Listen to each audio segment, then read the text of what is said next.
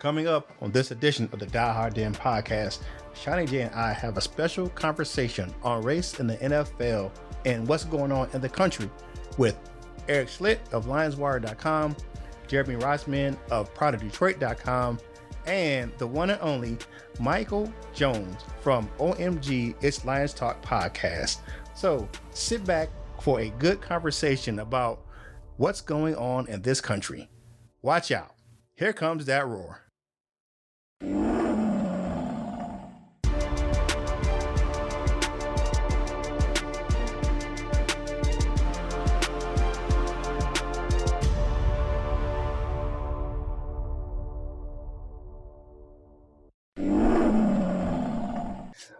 What up, though?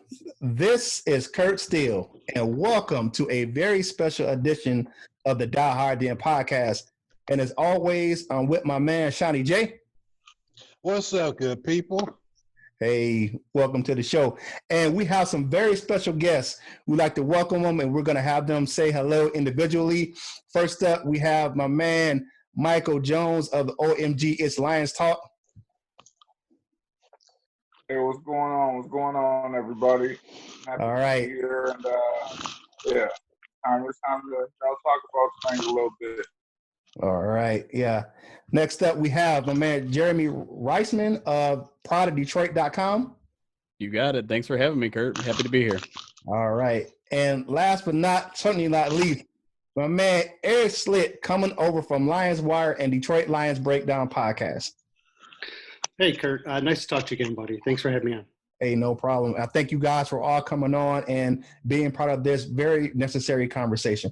We're going to get right into it. The things that happen in this country are the reason why we're here recently, the recent events. We're going to touch on some touchy situations and some touching material. And first thing is that one of the things that really jumpstart this whole conversation that we had this week and how everything's affecting the league with as far as race is concerned is the comments by one Drew Brees. What do you think? What did you think of his initial comments about when he went on Yahoo Finance and said that he was definitely didn't support anyone disrespecting the flag? Mike?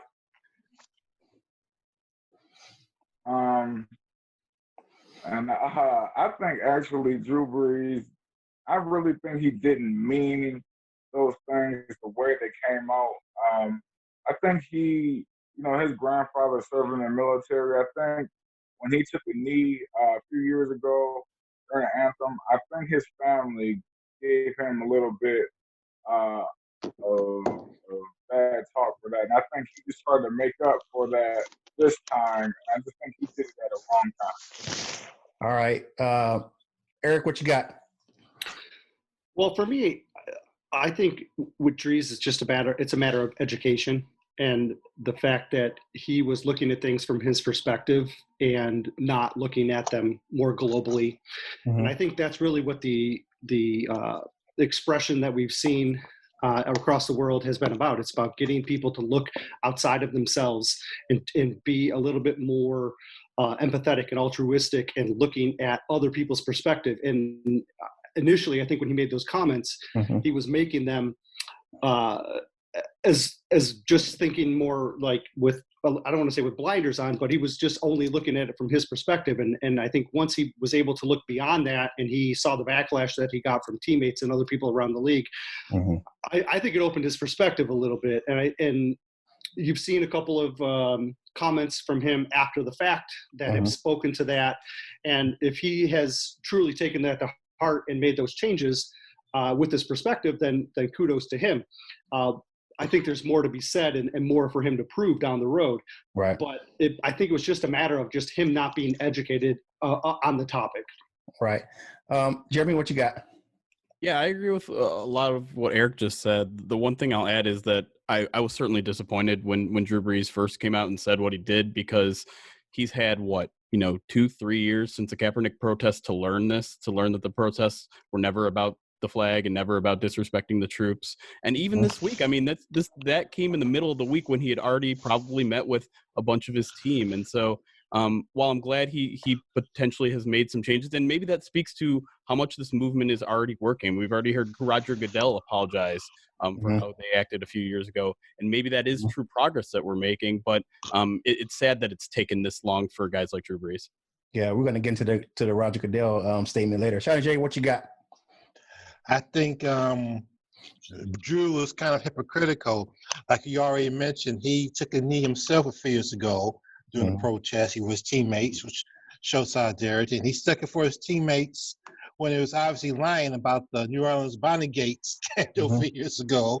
And now he's going to get mad about this. I think it's kind of a contradiction. But I'm glad he came out and apologized. And let me ask you guys to piggyback on that. Since Roger Goodell admitted that they made a mistake about Kaepernick protest, will he let them back in the NFL in 2020? Well, yeah. We'll get to that in a second. I just want to touch on that. We're gonna address the Kaepernick thing here shortly.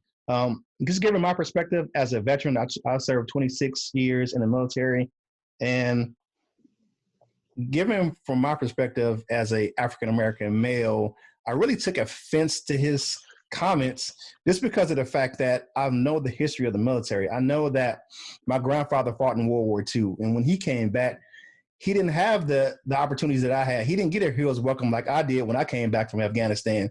What he got was he couldn't wear his uniform in public because he was in danger of getting attacked. He couldn't sit at a lunch counter when he came back from the South Pacific, and my grandfather was a master sergeant. He was a person who recovered casualties from the battlefield, and he wasn't able to honor the individuals that he was bringing back because he was felt as less than, So, and you can't box everyone in as far as you can say that you're disrespecting the troops, because we fight to defend the Constitution of the United States, which means that we're protecting people's right to freedom of speech in the Bill of Rights, which is in the Constitution. So those things definitely struck a chord with me when he said them. And I think that really, like you all said, it took some of his teammates to really get at him, and some of the backlash that he got to really change his tune.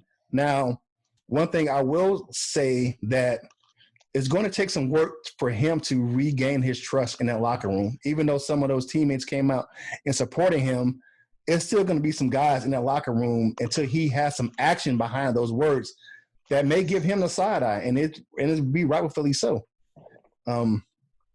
because of the fact that he's going to have to earn their trust back because he broke at that bond with them making those comments. Though getting to that, his apology, do you guys think that his apology was genuine? We'll go with Shawnee J first. Do I think it's genuine? It's hard to say, but I give him credit for at least, being man enough to say an apology. Who knows if it's genuine or not? At least he said it. What you got, Jeremy? I'd say after his kind of first apology, it didn't really ring true for me, where he said, I'm sorry with the way my words were interpreted. And that's not really an apology for what you said. That's an apology for other people. And that's not what an apology is. But I will say, when I think it was Friday night, he sent something out to Trump saying, no, that this wasn't about disrespecting the flag. This wasn't about that to me is a true apology. I mean, going up against Trump, a guy who he's shared a box in a suite at a football game with, a guy that he's clearly friendly with, and to put, a guy on blast, put the president on blast on some sort of level, took a little bit of courage. And yeah, I think that showed that he was a little more serious, a little more sincere about this than his first initial apology looked. Yeah. What you got, Erik? Yeah, I agree with that. I felt like the first apology was something that was necessary, but it sounded like it was put together by not just him, by like his PR team or whoever. And that makes sense for an initial, but the second one did sound more true, more heartfelt, more off the cuff, and more direct. And I think that one rang more sincere to me than the initial one. I think the initial one was more to save face. The second one was more, okay, now we're stepping in the right direction. Right. And what you got there, my man, Mike, before I share my thoughts? Yeah, I'm in agreement with you guys. I I think the first one was kind of like I have to say something to get everybody kind of off my back. And I believe the second one, when he directly referenced Trump and things got to change, I think that came more from the heart than the first. Right. I have to agree with everything you guys are saying. And one thing that did strike a chord for me, Jeremy, it was the fact that he said, well, I'm sorry for my way my words were perceived. Right. With that, you're just saying what you meant what you said. You just said, you're just saying sorry for the way that if you took it the wrong way. And that's not a true apology. And one thing that really struck me as, like I've heard someone say, kind of corny, was the actual stock picture of the black and the white hands shaking each other. I was like giving each other dap. I was like, come on, man. You could have posted a picture of you and your teammates, but to kind of do that generic type of picture was kind of, I was like, you got to be better than that, my man. And I will say one thing, and like I said, it's going to take a lot of work for him. Now, what he said, did it erase everything he did with New Orleans, especially coming from Hurricane Katrina and everything like that? No, but does he get a pass? Definitely not. I think maybe he's working in the right direction. Like I said, he's still going to take some work to get to where he needs to be with his team there in New Orleans, and to get that locker room really earn their trust again. Now, with that being said, switching over to Roger Goodell. Now, I will say this: the video that Michael Thomas and some of those other NFL stars, including really the face of the league, Patrick Mahomes, really struck a chord with the league. And actually, it was organized with some of the audiovisual individuals from the league who helped produce that video. If you don't know what I'm talking about, you definitely can Google the "What If I Was George Floyd" video by some of the NFL players. What did you think about that initial video from the players taking a hard stance about what was going on in the world today, Erik? Well, I think it sent a clear message that and I want to bring up something Duran Harmon said to us yesterday, was that when he watched the video of George Floyd, it was very easy for him to picture himself in that exact same situation as George Floyd. And then he could picture his father and his cousins and his son. And I think that's the message that the video was trying to send, was that this could be any of us. It's not just this person situation. It's something that what if it happened to me? And I share this common bond with this man who was just brutally murdered. And that's, I guess, what it was, Duran Harmon's words from earlier in the day that resonated with me, that I thought that was the main message I took away from it. Yeah. Mike, what you got? Yeah, I liked it, man. I think it gave Roger Goodell a wake up call. Like, what you guys did to Kaepernick was not right, and I think it also it was happy for me because players finally stood up. Right, I got you, Shawnee J. Admittedly, I didn't see the video. I didn't get a chance to see the video, but I can pretty much just picture what's going on. I'm glad the players are taking a stance. They're trying to be like Jim Brown. Remember the great Jim Brown? He was a activist. He used to be played during the civil rights era. Excuse me. He risked his career for standing up for what's right. And I'm glad to see some of these players take a stand. I mean, they don't have to say nothing. They got it made. They got it comfortable, but they're putting their careers on the risk, on the line. Excuse me. And I'm glad they are. All right, Jeremy, what do you think about that video? I thought it was incredibly powerful. I mean, especially after a week of just kind of like these soft statements from corporations, from NFL teams putting out, just saying like we stand against racism, and just like not really addressing the issue, not mentioning police brutality, not saying the words Black Lives Matter. This was something that was head on. It was direct. It was strong. We saw basically the biggest stars in the NFL all take part in that video, and you know, it was something that clearly struck a chord with a lot of people, and it's understandably so, because it was direct, it was firm, it was clear in its message, and it didn't, you know, shy away from some tough language that needed to be said. Right. Me myself, I identify with the video. I am a veteran. I'm African American male, but I still don't like police behind me. I get nervous with police behind me because I know that a simple traffic stop can end my life. And I have a son who has autism, and my son is nonverbal.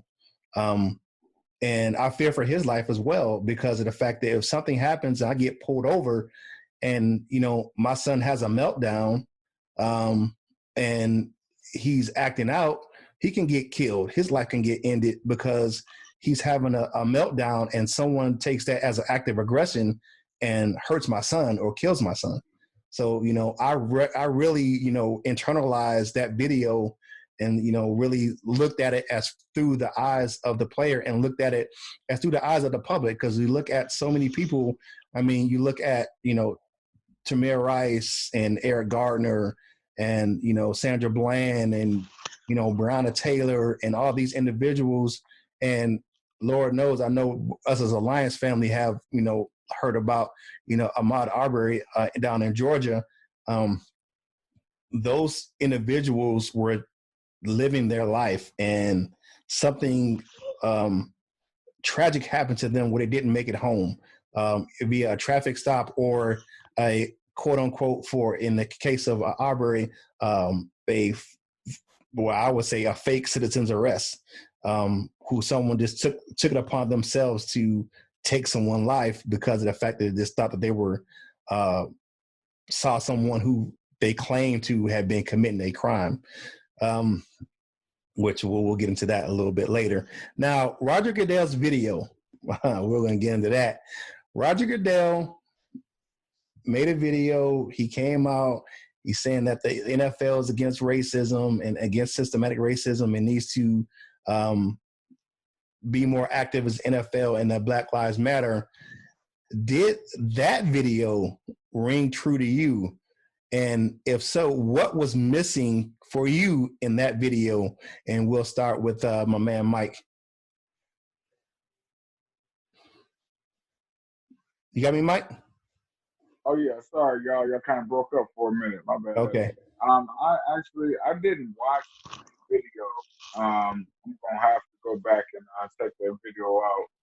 So I really can't speak too much on that video. So On the Goodell video? Okay.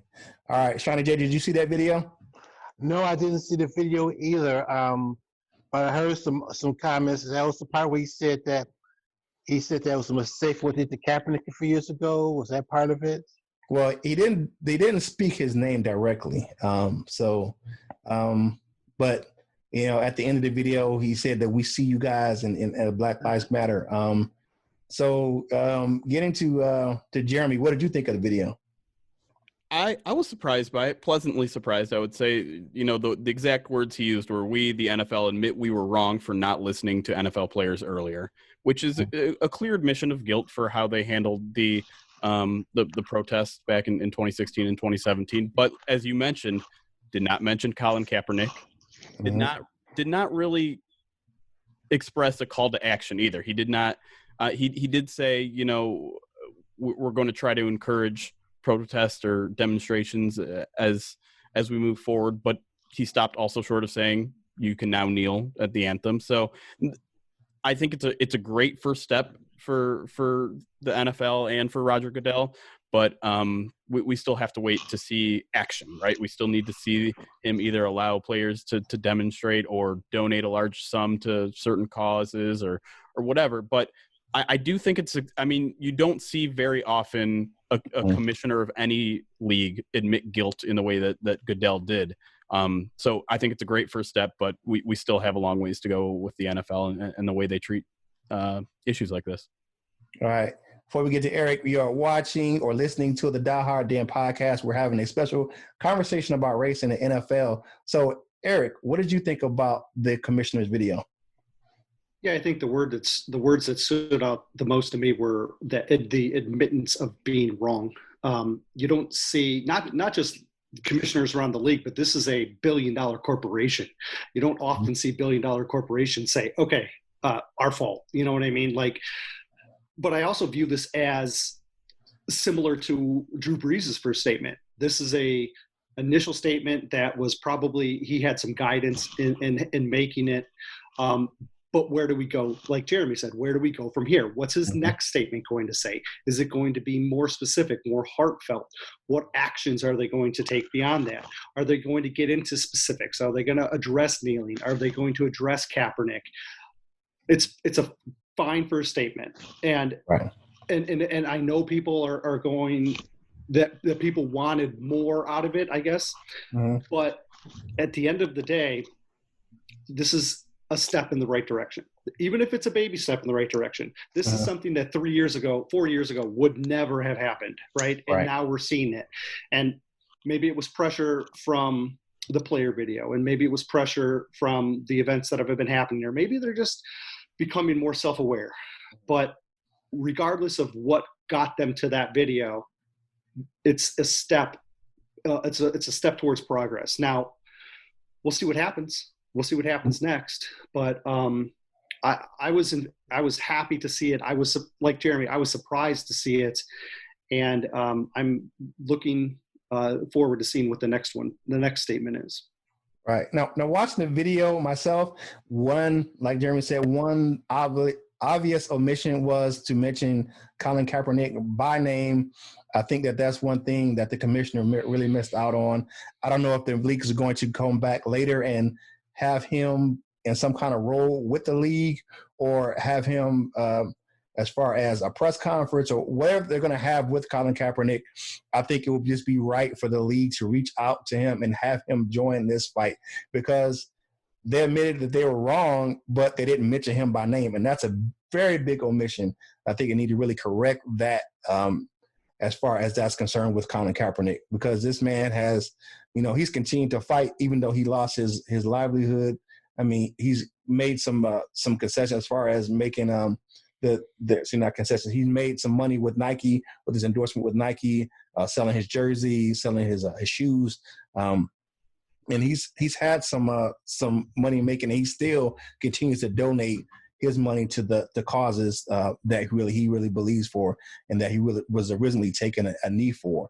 Now we're going to kind of switch gears for a second and kind of address the what's going on in the nation right now. And I want to get you guys' thoughts on the video of George Floyd's last moments on Earth. Hold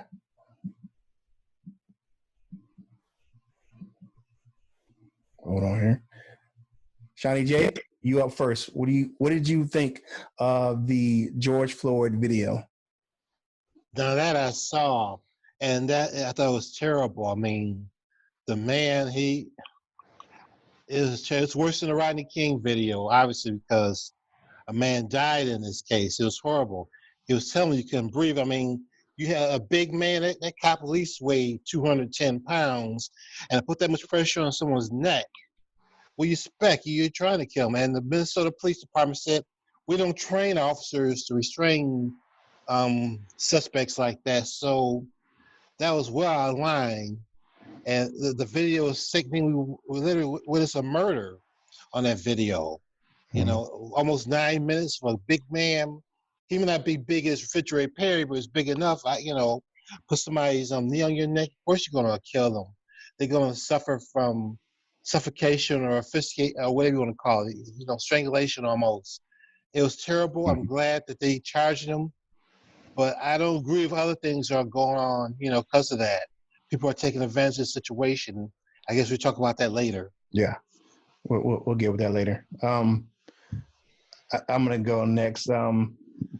Seeing that video, and I will say this, in the African American community, and just overall, just on the world, one person who, if you have a issue or something going on with you, one person most likely you're going to call for is your mother. you're going to call for your mother because she's the person who's going to come and save you. I know, I'm a self-claimed mom was born myself. My mom was my hero, may she rest in peace. But to hear a 46-year-old man call for his mother, call for his mama, that he can't breathe, for someone to call for their mama like that, just the situation itself broke my heart. But to hear him call for his mama, I'm like, and to see that cop's face where he was emotionless as he held his knee on that man's neck. No one should ever, black, white, ever, but that's definitely an issue in the black community where you have these police officers who police communities of color different than they police their own communities. Was something that wasn't warranted. Jeremy, what did you think of the initial video when you saw?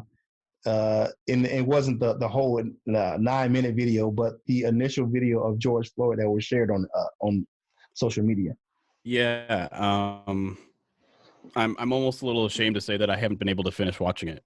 It's that hard for me, and I've tried multiple times to just sit and watch, but like you said, just the lack of human compassion in that video, the lack of understanding that someone is crying out for help, that they're literally dying under their knee, and they don't stop and think about it. They don't stop and hear his words that he can't breathe, that he's calling out for his mother, and it's just something that I can't bring myself to watch sometimes, and I know I need to force myself. I know I need to see it straight faced and come to terms with a reality that exists not only in this nation but across the world.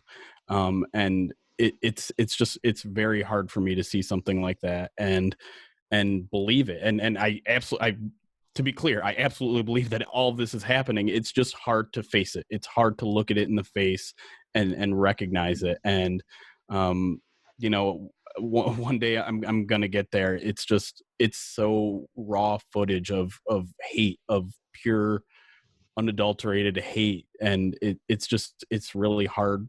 It's just hard to watch it. Yeah, I don't know another way to say it. It's just very, very hard for me to look that in the face. I understand. Mike, what you got? Yeah, that was a tough video. Man, I can't put it in words, but today actually, when I was at I went to the protest, and we were asked to go on our knees for 8 minutes and 41 seconds, I believe. That was, the officer had his knee in George Floyd's neck, and my knee hurt. Even though I had on shorts and I kind of had them underneath my knee hurt. And I had to switch knees, okay? And then I eventually sat on my butt, and I'm like, man, how hard did he have to have his knee in his neck for him to be able to stand that long on his knee? And that like brain, it's just hard to think about, man. It disgusts me every time I think about that video, man. It's tough, man. It's tough. So I understand. All right, Erik, what do you think? Well, for me, the biggest thing that when I watched it was I was just confused. I was waiting for something to happen. I was waiting for him to get up. I was waiting for one of the other officers to step in and say, okay, I hear what he's saying and I need to take action. And the officers didn't do that. And he didn't move, and and I was confused. I didn't understand why there was a lack of action from other people around there, and the people that were videoing it were calling for action, and their words were they went unheard, and it was startling to me. It was shocking to me to just see no one else step in when the people that were in power of that situation weren't. And I I was shocked and confused, and it just goes against like my nature to not.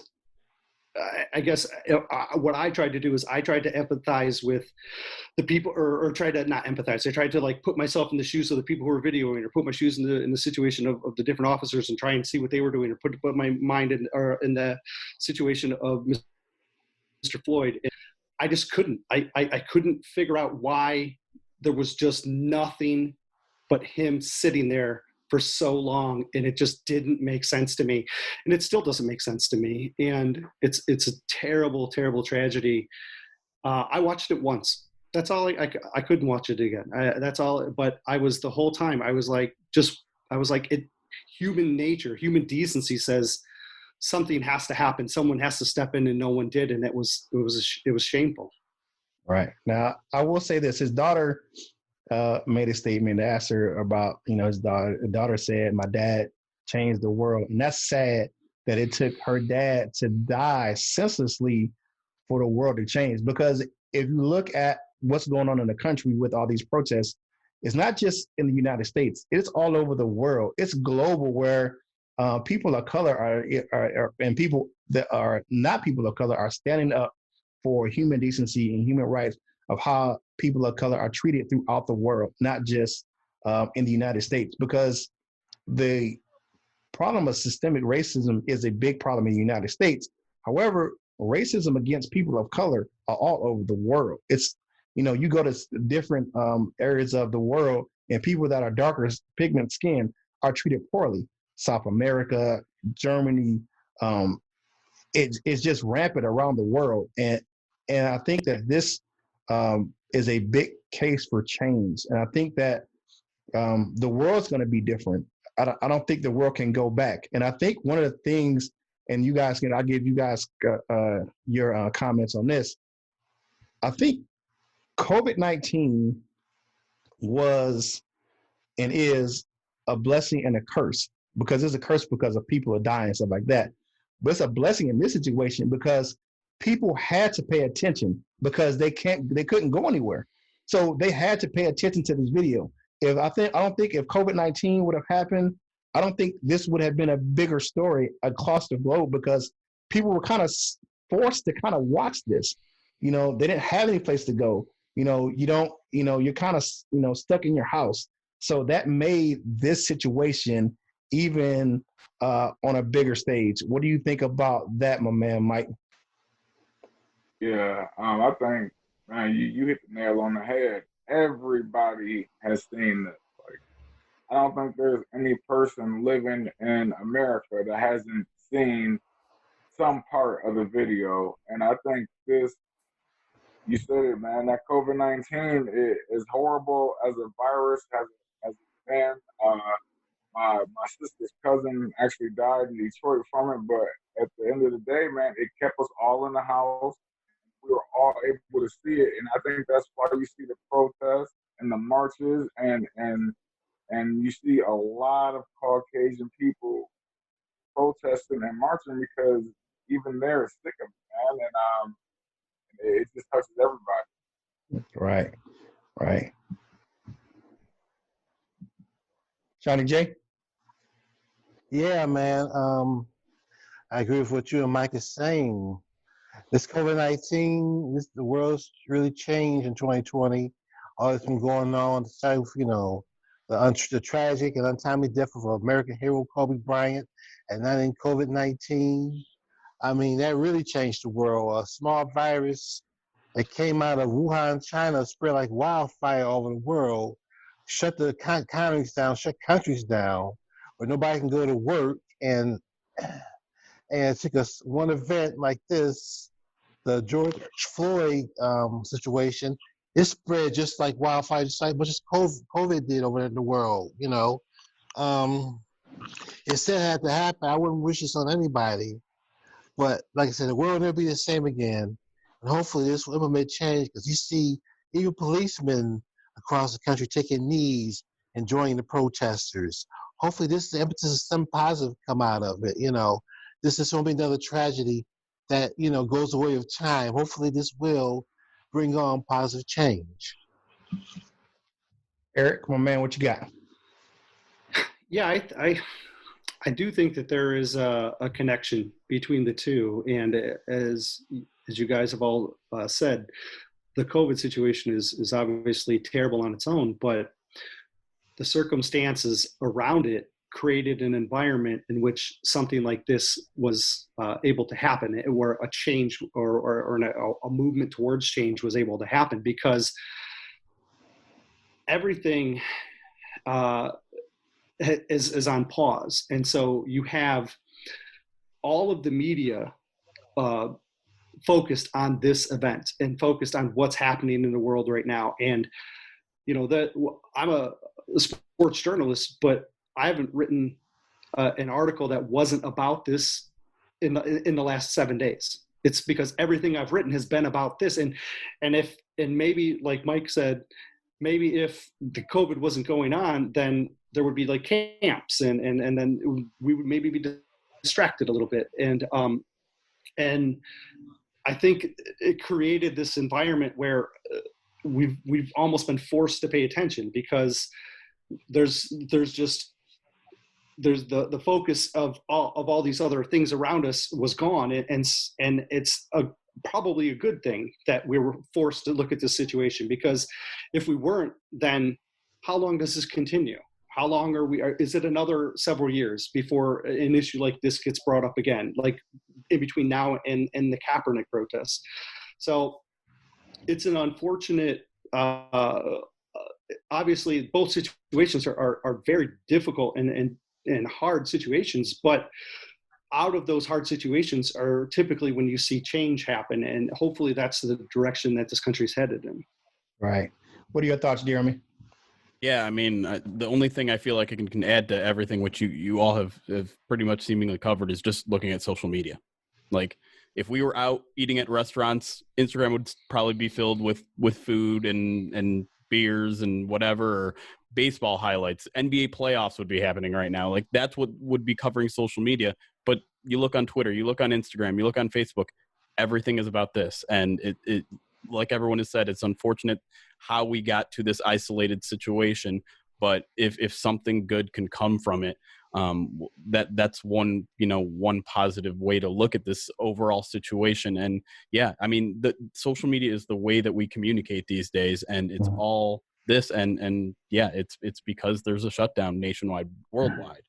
Right. Well, it's in the African American community. I mean, to caveat on what you said, I mean, this isn't an isolated incident. I mean, I have to say that, when you have situations like, Breonna Taylor, and, the list goes on and on. I mean, going back over the years, you look at, I mean, even going back to the 60s, Martin Luther King was assassinated before.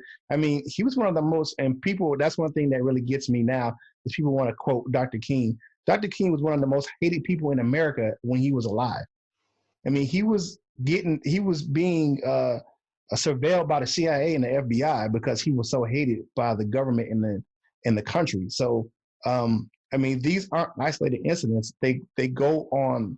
I just think that the COVID-19 put a shine of light on it more than they would, and with you, like you said, Jeremy, more than what it would have been if we were just going about our daily day-to-day tasks, where everybody's going to work, or going hanging out at the bar, or going to a game, or that's just really made it so much more where people can concentrate on it more, where nothing's really going on but this.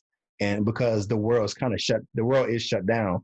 I mean, sports are starting to come back now, and places are starting to open, but this happened in a situation where everything was pretty much still shut down. Now let's switch gears to the Lions. And you guys, Erik, you covered the Duron Harmon presser the other day. What was your biggest takeaway from that press conference with Harmon? I wish I could say just one thing. I wish I could. There was just so many things about him that he shared that was heartfelt, open, and his willingness to share. It was very impactful. He talked for 27 minutes or something like that, and the video is on YouTube on the Lions feed. Both Jeremy and I wrote essentially the same thing about it. we could pull little snippets from the piece, but the whole piece itself was so powerful that we both said, watch it all, please, just watch it all and just listen to what he's saying. I take notes during the press conferences, and typically I get about half or 3/4 of a page per player.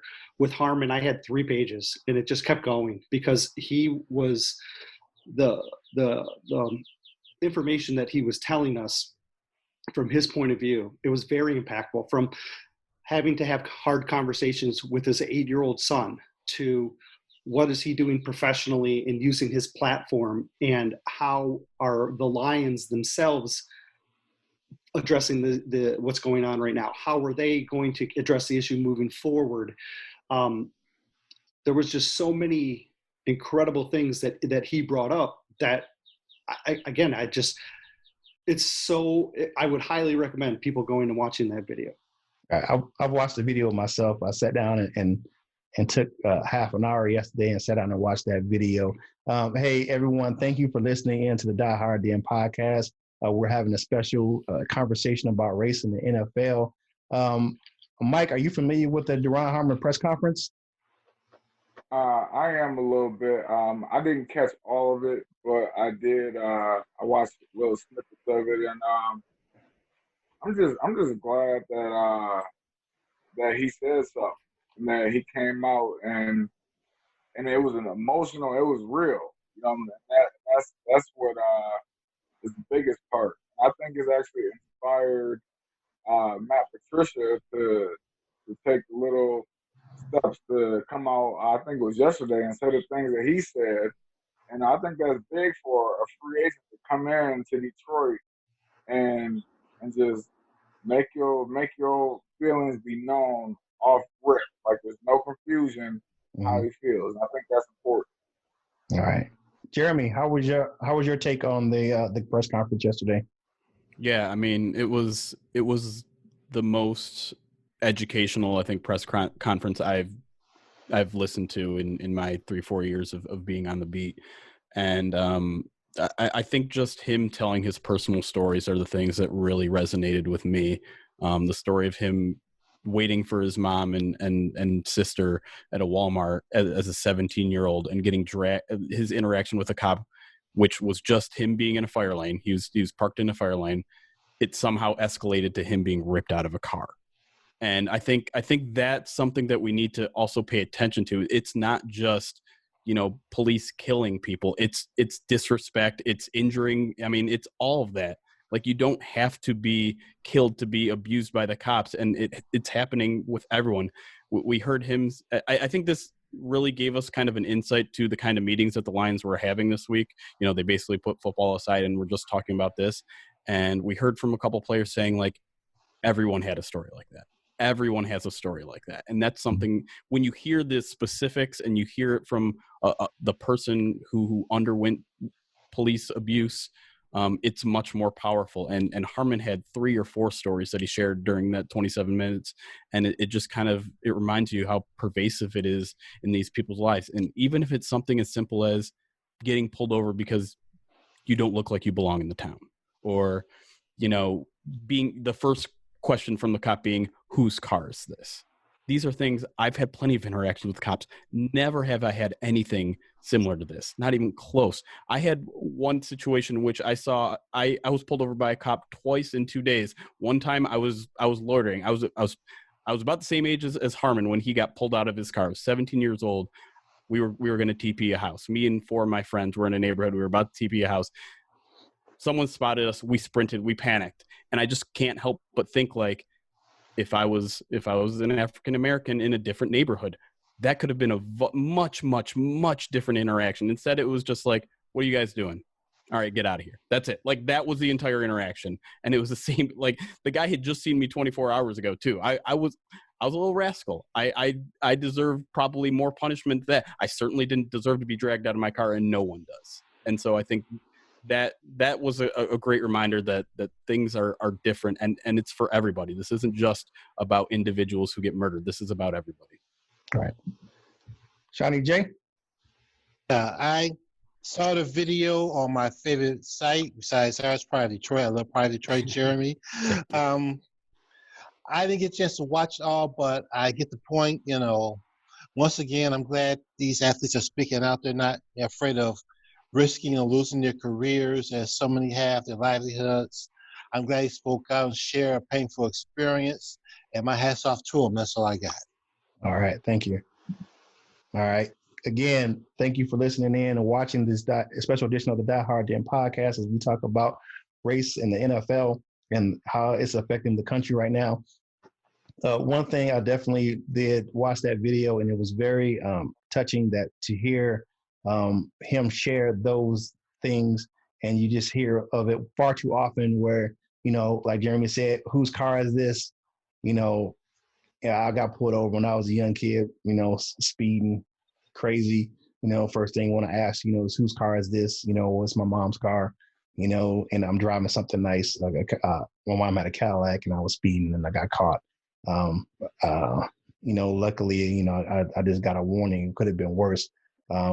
But, you get those things where, I've had, interactions, not say with cops, but I've had, people call me, the N word and things of that nature. And you just don't want to, no one should have to deal with, things of that nature, but it's been going on far too long in our country and across the world. But you hear these athletes tell their stories, it's definitely something that's touching. Now, let's move the conversation forward. Mike, how can we move the conversation forward, and how can individuals like Erik and Jeremy help push the conversation forward of what we need to do to fight racism in this country, and then actually in the NFL? Just make it more of a thing to do daily, and just don't let this go by with the moment.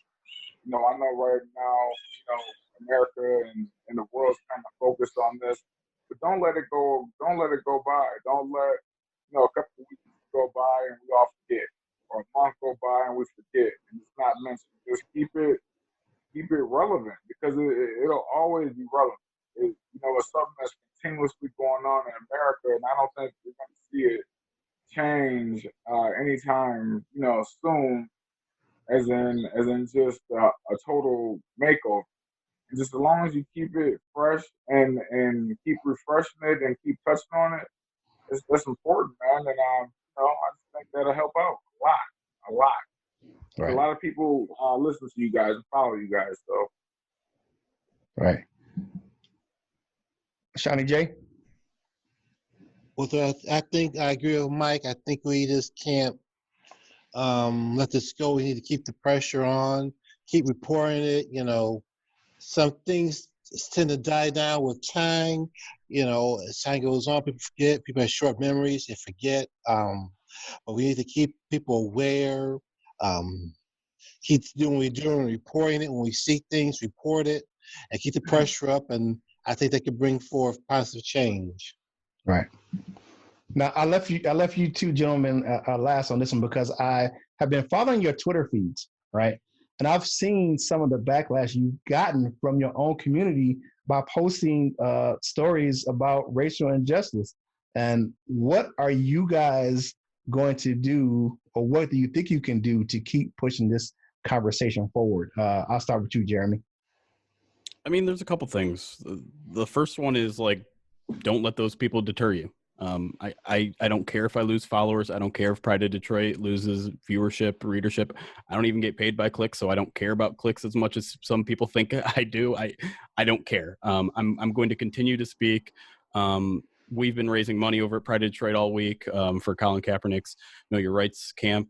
One thing that I haven't been preaching that I should be is to not just consider a one-time donation, but a monthly donation. So like you said, this isn't just a one-time deal, and then next month when we're on to the next thing, we forget about it. Monthly donations. Think about that. Think about supporting local Black businesses. And yeah, with the backlash, I'm fine losing friends over it too. One thing that Frank Ragnow said, which I thought was really interesting, is that he feels like part of his role in this is to talk back to people. If just in the interactions, we saw the text exchange with Jake Fromm, making sure that sort of stuff isn't acceptable when you're behind, even when you're behind a wall of secrecy, even if it's just a text exchange, even if it's just you two hanging out with your buddy at the bar and he says something, you speak back on that. You don't let those sort of things slide, because those are the things that fester and eventually become something bigger. So if I lose followers, I don't care. I don't even like bringing up followers. I've never checked my follower account. I don't care. I'm going to continue to call people out for bad things that they say. And I know some of them are just trolls on Twitter, but sometimes it's important to expose those people. Not with the kind of anger that some people go at them at, but with an understanding, with the kind of compassion that allows them the space to grow. Because if you just come back at some people with anger, they're just going to get more angry. They're not going to even consider changing. So I think it's important to reach out to people that disagree with you, that might have some sort of backlash with what you say, and not fire back at them necessarily, but say, hey, this is why I believe what I believe. This is why I'm going to continue to why I do what I do, and try to reach out in a way that won't turn them away immediately. Because if we just continue to bicker at each other, nothing's going to get accomplished. We need to reach across the aisle. We need to come to some sort of agreement, because we can't do this on our own. We would love to, but there needs to be some sort of agreement. There needs to be some sort of unity. Are we going to get 100% unity? Of course not. But the more people that we can, reach out in a compassionate way, I think the more we can accomplish our future goals. All right. Erik? Yeah, I think you can echo a lot of what Jeremy said there for me as well. The biggest things that I think keep this in the forefront is, again, going back to what a couple of the players said yesterday. Duron Harmon said, we need to make sure that we allocate time, and making sure, and the team is going to make sure that they allocate time, and we need to do the same thing as professionals. We need to make sure that we're allocating time in order to look at the issues. We need to make sure that we're talking to players and seeing how things are going with them, and we need to be able to report on that as the season and the months and go on. So professionally, from that's one of the ways we can grow professionally. Now, from a personal standpoint, I want to echo what Jeremy said. It was quoting Frank Ragnow saying, being able to talk when you have a platform is important, but it's also important when you hold people accountable when you're not using your platform, and teaching your kids the right way to do something, and being able to impact the younger generation as positively as you can. That's a huge way. I'm a firm believer that you build change through youth, right? And I think that you need to keep that focus there. Now, I know Jeremy isn't as big a follower. He doesn't care about his followers as much. I'm more egotistical. I care about mine a little bit more. I'm just kidding. But I've lost followers over the last few days. Absolutely. And that's fine. And I've had some people say some pretty nasty stuff to me, and stuff that I would have normally just been like, well, I don't need it, I'll just block them. But over the last week, I've tried not to block people. I've tried to say, I'm willing to leave the door open. And if they change their perspective, or if they want to come back to me and they want to see something constructive, not just, throw swear words out at me, right? Then I have to be open to that. And I want to be open to that. And so I'm trying not to block people. I'm trying to stay interactive, but I'm also trying to understand when people are trying to get the best of me and when people are actually looking for my point of view. If I can continue to try and keep a message of education out there, then I think that's important, because I really think that one of the most confusing things going on right now is language, right? When people hear words like white privilege, I don't think they understand what that means. I think, again, going back to Frank Ragnow, he said, white privilege doesn't mean you've lived a privileged life. It means that you are afforded privileges that by the color of your skin that other people aren't, just in your everyday life. And I think that's something that people don't understand. And I still get people in my mentions asking me why kneeling for the flag is okay. And protesting and taking a knee during the flag is okay, when that's not what it's about. Like, there's just a confusion, and there's a lack of knowledge out there. And when I can put my perspective, or I can help try and promote other people's perspective on knowledge and language, I think that's how I can make change.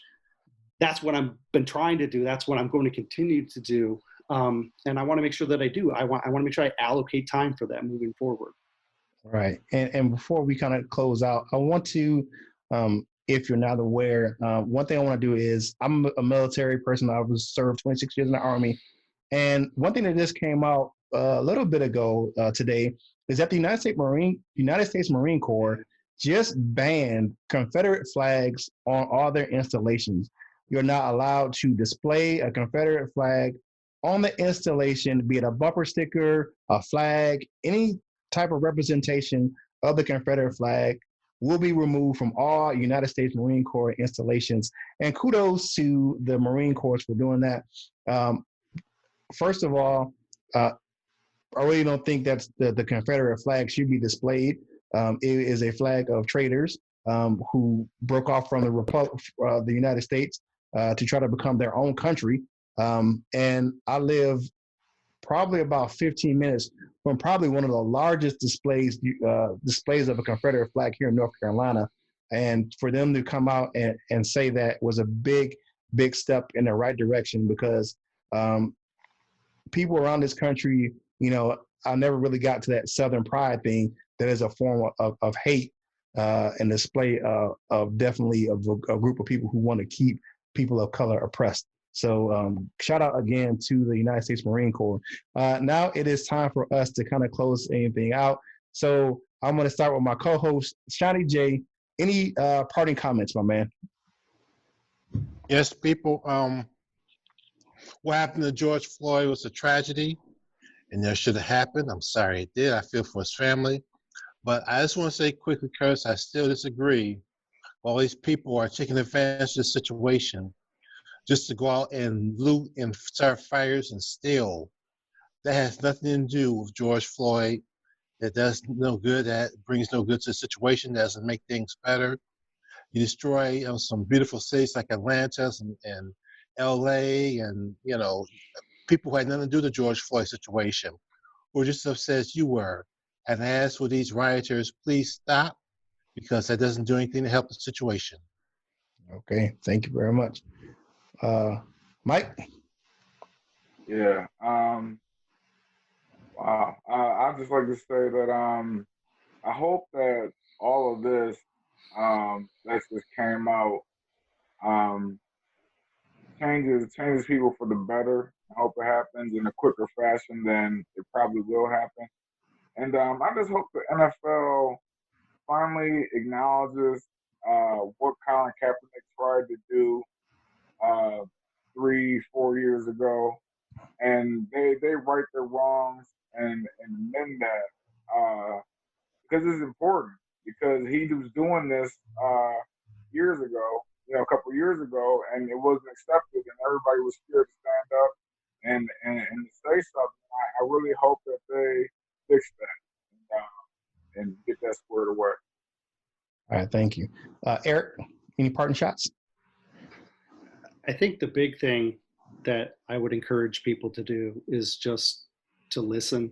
And I don't mean like just hear the words. I mean, actually listen to what people are saying.